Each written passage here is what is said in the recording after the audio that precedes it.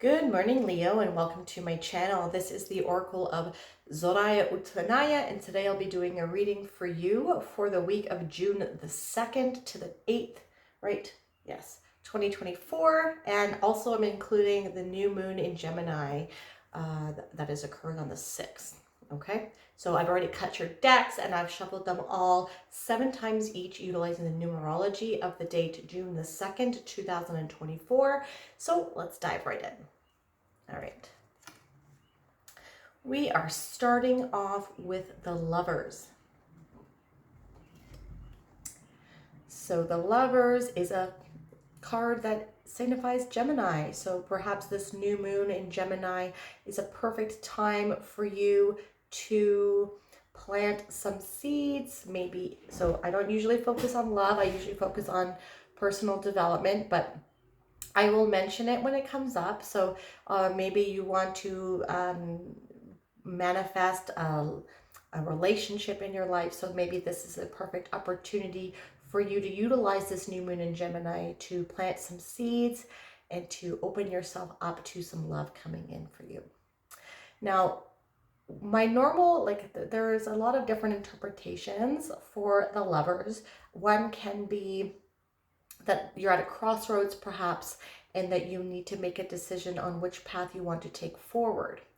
Now, my personal interpretation of the Lovers card is a little bit different than the mainstream, okay? It kind of utilizes Gnostic Christianity aspects and interpretations of the Cathar way of looking at the allegory of the Garden of Eden and the story of Adam and Eve and the God of the Old Testament. Now, the God of the Old Testament in this interpretation is not the creator God, or is not the true one God. He's not Jesus's father. He is an evil God. He is the demiurge. His name is Yaldabaoth. And he created humanity in order to keep them slaves and wanted them to be, wanted him to worship them, to create sacrifices for them. He is a war god, okay? And so he did not want Adam and Eve to eat from the tree of knowledge of good and evil, because it would expose them to the fact that they are in fact gods themselves, and that they have the ability to create life that they would like, and it would expose them to the secrets and the knowledge of the universe. Occult means hidden and secret. It is not a bad term, okay? Information and knowledge is good for us to develop ourselves. But if someone wants to keep us ignorant and a slave, they would impede our ability to pursue knowledge. Where do you see that in the world today?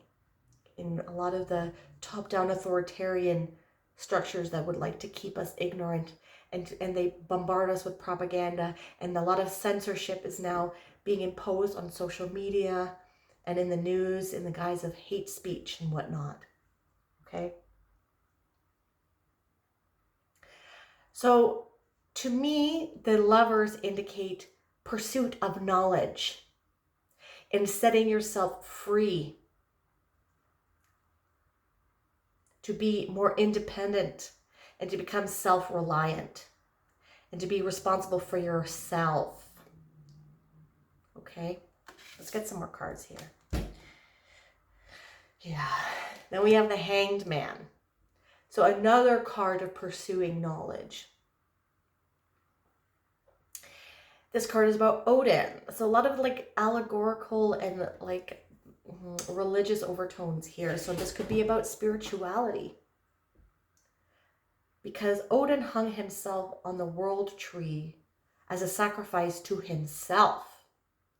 He sacrificed himself to himself in order for him to obtain knowledge from the universe.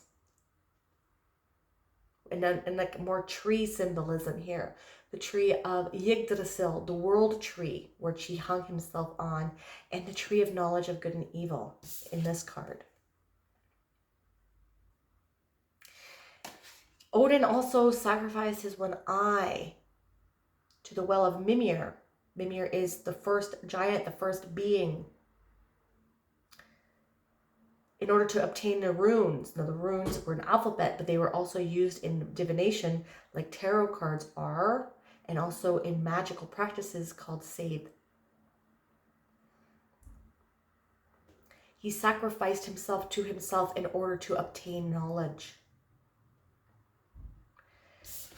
Adam and Eve sacrificed their ability to live in a utopia. They sacrificed their,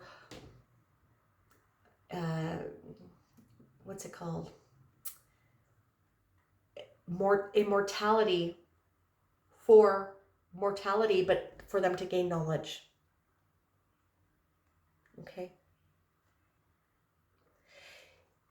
You have what it takes within you, and it's also about seeing things from a different perspective, seeing the world from a different perspective. Perhaps you are awakening, perhaps you are seeking out knowledge in order to become self-reliant,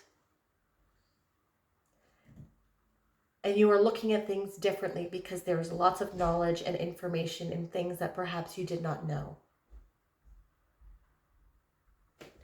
So let's get another card to see where this is going here. So far you are you're seeking out knowledge, you're obtaining knowledge so that it can lead you to become more fully actualized. And this is leading to you to get the 10 of Cups. The 10 of Cups is everything you want and dream of. And now when you look at the 10 of Cups on a normal Rider-Waite deck, there is a family on their field, on their own property, and they're looking up at a rainbow with the 10 of Cups over it. And the thing is that they live in reality, okay? They live in the reality that perhaps we live in, but they choose, like it is corrupt, that there's a lot of stuff going on, a lot of collapsing themes, a lot of war, a lot of corruption, like I had mentioned, but they are choosing to put their focus. They're choosing where they put their focus. They're focusing on their immediate environment. They're self-reliant. They live on their own farm. They grow their own food. They can live and sustain themselves and not rely on other people. Just like in Adam and Eve, they don't have to rely on a God to give them the information or keep them a slave to the reality of what exists in the world. They're sacrificing themselves to themselves. Perhaps, we have become accustomed to living a life of convenience, where our skills of self-reliance, of growing our own food, keeping animals, farming, making your own food, your own clothing, fixing your own clothing, where we've become a consumer population, where we've been conditioned to consume, and we consume information that they feed to us through programming on television. It's called programming. They're programming us to think that what they want us to think. But we need to break free from that. And that is what you are doing, Leo. And you need to continue pursuing your own independence, pursuing your own self-reliance, pursuing your own happiness. Doing what makes you happy and becoming self-reliant and seeking out knowledge that perhaps is taboo and occult. But in the end, it's going to give you the 10 of Cups. With the Lovers, we have the King of Cups. So the King of Cups, no matter what goes on in his life, no matter how tumultuous the waters around him are, he is able to remain stoic, and he is able to remain in control of his emotions. And this is what you have to do during this time. You are not allowing your external world to control your internal state of mind and being. He is also the most psychic out of all the kings, and he does dabble in the occult. So your clairvoyance, your clairsentience, your clairaudience, your telepathy, your manifestation skills, your psychic abilities, your dreams perhaps are quite vivid right now. And there are a lot of keys and a lot of imagery that you need to be mindful of, to focus on, and to perhaps seek out more information on how you can develop these further. The information is out there for you to obtain. And you're stepping into your true authentic power right now. And if you keep pursuing these, if you keep teaching yourself and seeking out knowledge, then it is going to lead your life to become so fulfilled and so happy. Because you are in control of what you focus on.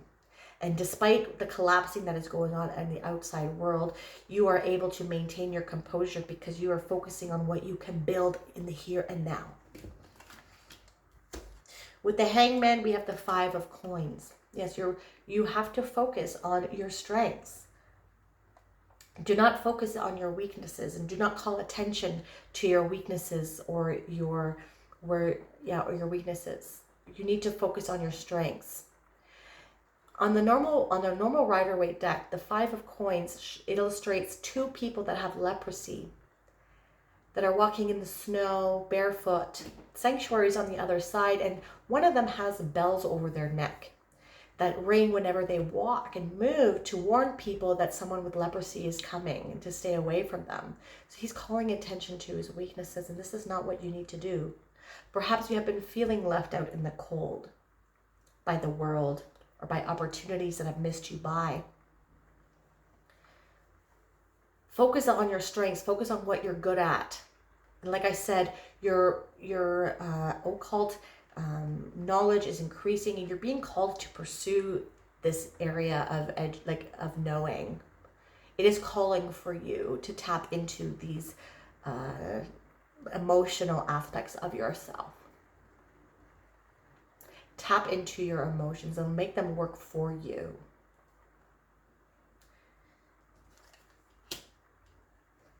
This is quite the quick reading, but that is okay. I'm getting to the point. And we have another Hanged Man here. So we have the Hangman twice. Seek out different perspectives. You see how he's upside down? They are upside down here. And another world awaits you. You see how her reality is being zipped away, the true reality is being exposed here by seeking out different perspectives. Put yourself in a different perspective. Learn new things. Sorry, that glare is pissing me off. Learn new things. Sacrifice yourself to yourself so that you may build the life that you want, where you are truly happy, no matter what is going on around you. You have the power within yourself to tap into the information of the universe, the knowledge of the universe, the magic of the universe, because you are the universe. And the faster you get to realize this, the faster you can manifest this energy of having everything that you ever want. A very powerful reading. We're going to end off here with an I Can Do It card by Louise Hay. So this is your motto for the week of June the 2nd to the 8th, and also for the new moon in Gemini. I return my body to optimum health by giving it what it needs on every level. I am pain-free and totally in sync with life. If this reading resonated for you, my dear Leo, please hit that like button and subscribe to my channel if that is something that you'd like to do.